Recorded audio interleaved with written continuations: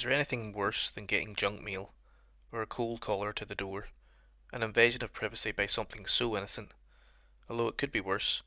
You could get chained up in an old man's basement and be forced to live off crackers and soda for weeks on end until you work up the energy to make that brief escape to make a call for help.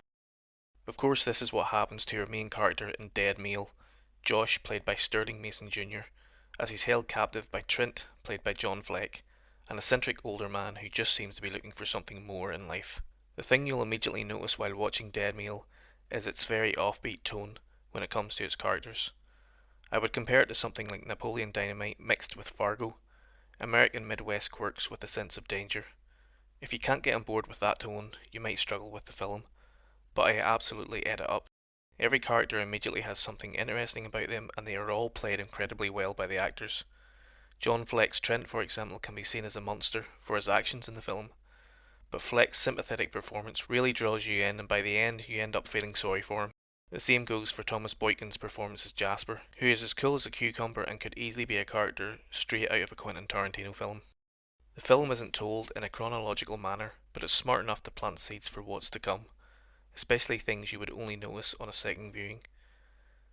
It's also shot beautifully. Hats off to Joe DeBoer and Kyle McConaghy, writer, director, and cinematographers, for going for a retro stripped down look, as it really helps sell the reality of the film.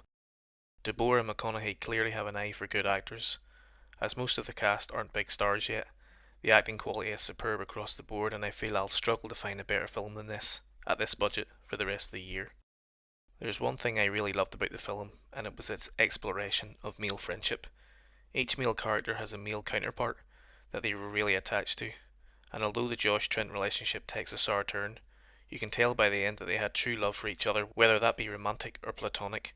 It's interesting to see a film approach this subject in such a subtle way. While the film would be classified as a horror, I wouldn't go in expecting a lot of scares. The film is more of a drama thriller, and I feel that the title might be a bit misleading to some people expecting blood and guts. Dead Meal is the surprise of the year for me so far, with fantastic performances, a well-structured screenplay, and a cool laid-back 70s tone. It will definitely be going straight into my top 10 films of the year.